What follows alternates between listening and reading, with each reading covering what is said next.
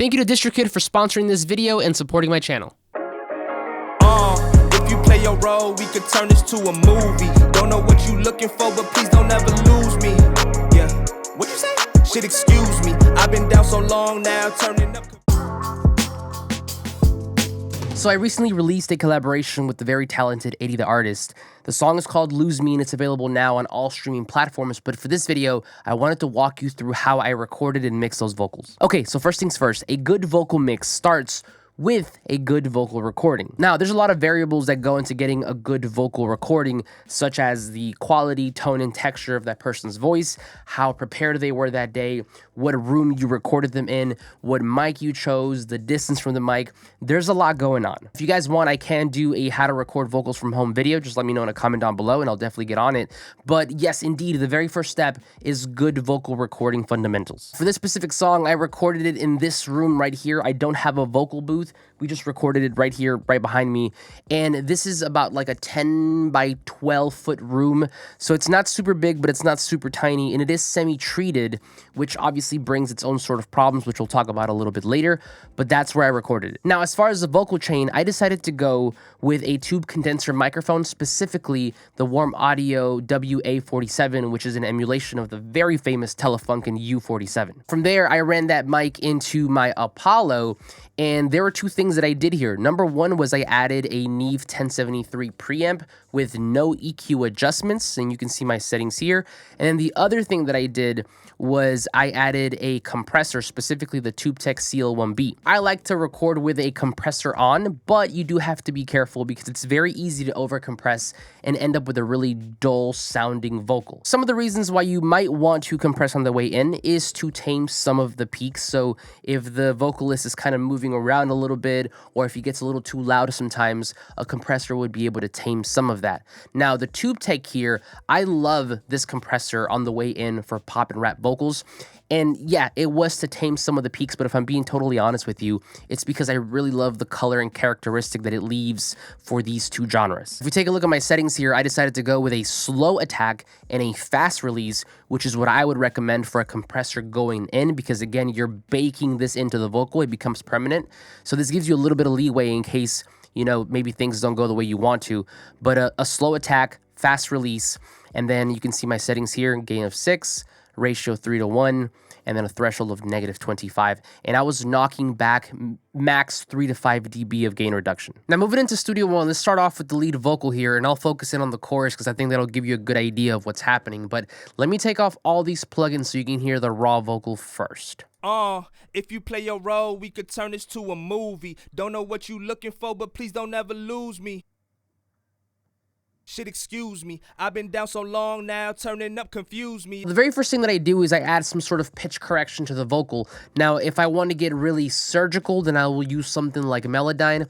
But for 98% of the time, if I'm doing pop or rap, I will most of the time go with Auto-Tune. We know that Auto-Tune is a pitch correcting plugin, but at this point, it's also turned into this very stylistic thing for a lot of genres, including for pop and rap. If we take a look at the settings here, there's nothing too complicated. You basically just set the key and the scale, which I did. And then you really want to focus in on these two knobs here at the bottom. The retune speed basically tells the plugin how much of the auto-tune effect, how much of the pitch correction you want. Now for this, I decided to go with a 20, and that is pretty aggressive, but I didn't want it to sound too robotic or too artificial, so what I did was I turned up the flex tune knob to about 61. This parameter here basically lets you keep some of the natural expression from the vocalist, so that's what I have here, and if we turn this on, this is what our vocal sounds like now. If you play your role, we could turn this to a movie. Don't know what you looking for, but please don't ever lose me. Nothing crazy, but it is catching some of those notes that he might have missed when he was recording. Now, after the pitch correction, I move on to what I like to call the frequency taming segment of vocal mixing. At this point, what I'm basically doing is listening to the vocal with the beat and seeing if there is anything in the vocal that I need to fix immediately. To tame frequencies, of course, you're going to want to bring up an EQ, and that is in fact the next plugin here in my chain. Now, if you take a look, this is a Pro Q3 by FabFilter. If you take a look at this EQ here, there are basically two things that I did. The first thing is that I removed everything below 140 hertz. The reason for this is because, especially when you record in a home studio in smaller bedrooms that are not professionally treated, you're going to have some bass resonance, some bass frequencies build up quicker, especially in smaller rooms. So I knew that was going to be an issue going into the mix, so I just kind of removed that out completely. The second thing that I did is I removed this frequency at about 2500 hertz. It was really piercy and really annoying in the context of the mix, so I just kind of took that out. I'll actually let you listen to that now. So let me go ahead and turn on the EQ first so you can hear what we have so far. If you play your role, we could turn this to a movie. Don't know what you looking for, but please don't ever lose me. Shit, excuse me. I've been down so long now, turning up confuse me. And if I let you listen to that frequency, this is what it sounds like.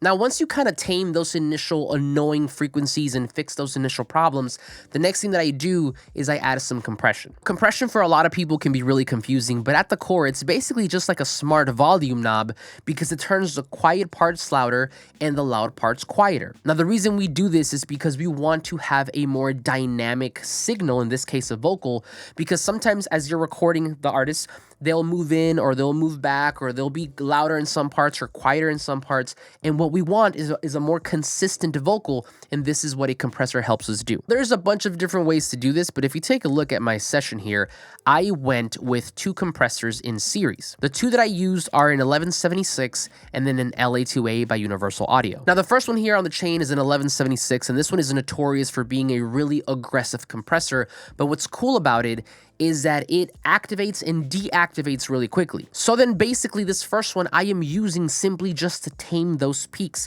If 80 maybe got a little too loud or maybe got a little too close, it is being used to kind of bring those loud parts down. Now this second compressor here, the LA2A, is fantastic to use right afterwards because with this one I'm basically using it to round out and smooth out that vocal and bring it to a nice consistent level. You can see my settings here, but at most you'll notice when I play this that I'm knocking back maybe 3 to 5 dB of gain reduction with moments where it jumps up to 7, which is probably like the loudest parts. So let's take a listen.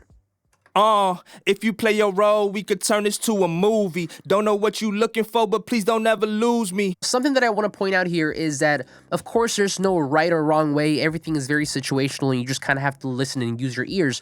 But whenever it comes to compression, I like to do this after I do EQing. The reason for this is because, again, a compressor will raise the quiet parts of a vocal, and if there are some sort of discrepancies or things that you haven't fixed in the vocal yet, it's just going to accentuate that. To combat this, I like to EQ first to fix those annoying frequencies, to tame those frequencies, and then add a compressor. But okay, moving on down, the next step here was to add some sort of de-essing. Now for this one, I am using the Pro DS by FabFilter, and now honestly, you could add this before the compression or after the compression. I've done both. It's a very case-by-case kind of thing, but in this specific scenario, I decided to do it after the compressors. Now this plugin is pretty straightforward. It is basically reducing those harsh S's, those sibilances that can be really annoying, especially when listening to something like in headphones.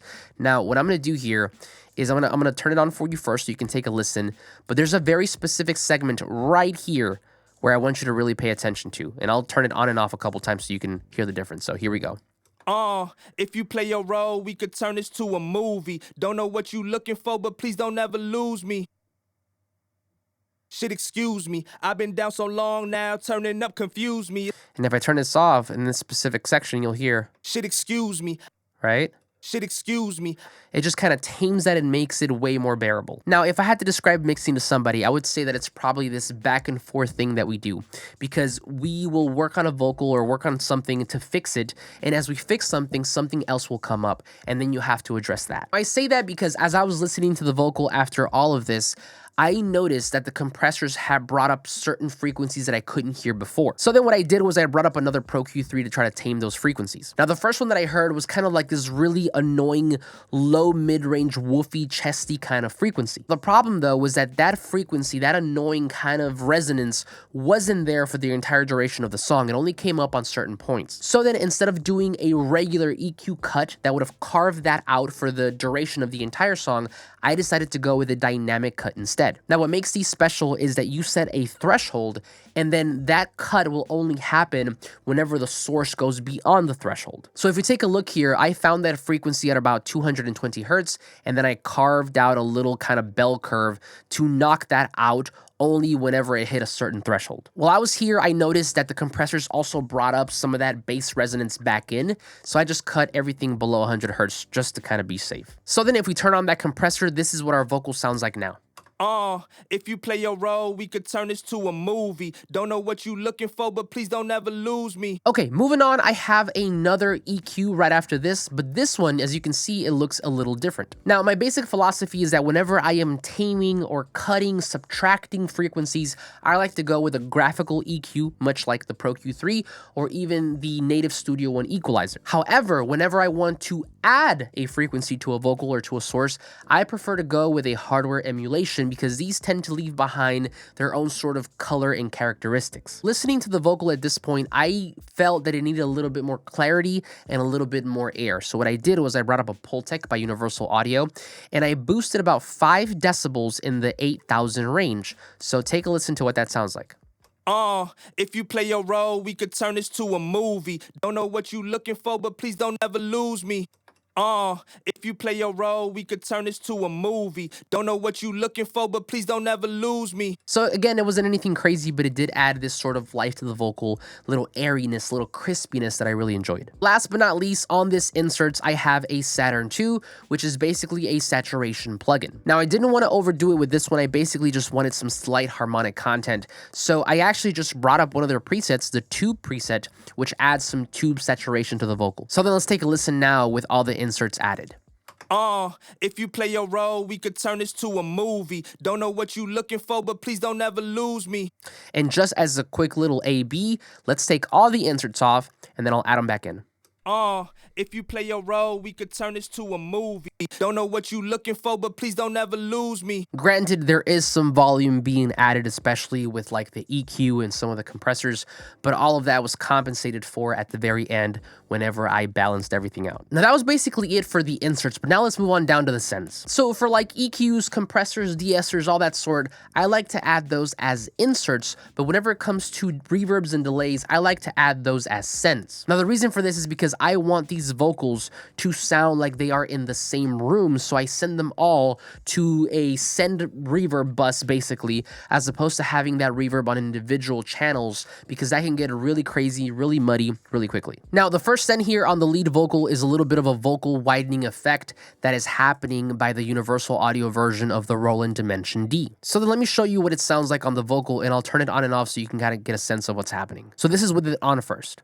If you play your role, we could turn this to a movie. Don't know what you looking for, but please don't ever lose me. If you play your role, we could turn this to a movie. Don't know what you looking for, but please don't ever lose me. From there, I had a long reverb that was being added by the Verb Suite plugin from the Slate All Access bundle. You can take a look at my settings here, but this is what the vocal sounds like now. If you play your role, we could turn this to a movie. Don't know what you looking for, but please don't ever lose me.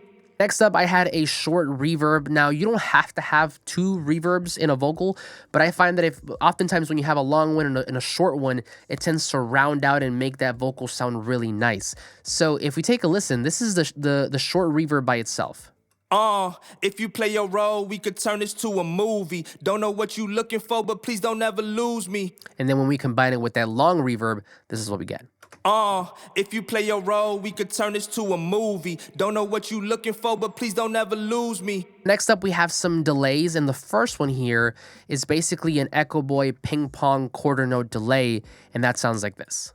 If you play your role, we could turn this to a movie. Don't know what you looking for, but please don't ever lose me. And then last but not least, we did have a little bit of a slap delay, something very slight, and this is coming from the repeater from the Slate All Access bundle.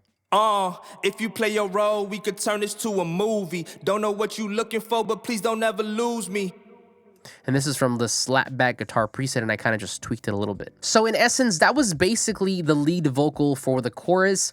It is the exact same for the verses, and then the only changes that I had were for the doubles and I believe the delay throws, which I'll show you in a little bit. Now, the doubles here, if you take a look, there are these little bits here that kind of accentuate the vocal in certain parts. They have the exact same plugins. The only difference is that on these doubles, I also added a little bit of a micro shift and put it on the background thickening preset. So then if we turn those doubles on and then maybe also added those ad-libs, the ad-libs have the exact same chain as the lead vocals. This is what we have.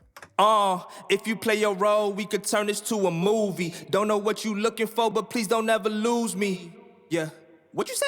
Shit, excuse me. I've been down so long now, turning up confused me. The very last part of this vocal mix were these kind of like delay throws that I added here at the bottom. Now, these are basically added to add a little bit of flavor to the vocal and to kind of fill in those gaps. If we take a look here, I have a standard half note delay throw track. And basically what I did here is I duplicated all of the effects from one of the lead vocals here, but what I also added to it at the end was an H delay at a quarter note, so we can have that delay effect. Then I also added a bit of a reverb here, a plate verb, and then an EQ to kind of just make it sound kind of telephonic and also control that reverb and delay so it wouldn't be all kind of washy. From there, what I basically did was took certain parts of the vocal that I wanted delayed, and I basically just duplicated them and brought them down. So as you can see, this one here is this double, this one is this double, this one is an ad-lib, and if we take a listen now, this is what our chorus sounds like with everything. If you play your role, we could turn this to a movie. Don't know what you looking for, but please don't ever lose me. Yeah. What you say?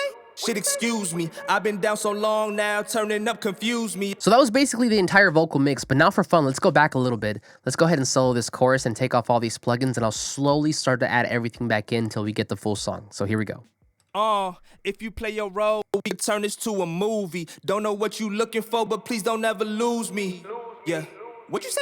Shit, excuse me. I've been down so long now, turning up. If you play your role, we could turn this to a movie. Don't know what you looking for, but please don't ever lose me. Yeah. What you say? Shit, excuse me. I've been down so long now, turning up confused. Now, if you want to listen to the whole song, as I mentioned before, this is out now on all streaming platforms. It's called Lose Me by myself, Ivan Calderon, and 80 the Artist. So I'll make sure to leave a link down below so you can check it out. Finally, if you're also looking to distribute your own music without breaking the bank, then I highly recommend DistroKid, today's video sponsor. DistroKid is a music distributor and the exact one that we use to get this song out to all streaming platforms. At $20 for unlimited uploads, it is hands down the best way to get your music out to more people in a super free hassle way. If you're ready to spray your music out to a larger audience, and make sure to click the link down below to get 7% off your first year. But there you have it. Go listen to the full song, and don't forget to pick up your DistroKid discount by clicking the link down below. Thank you so much for your time, and I'll see you on the next one.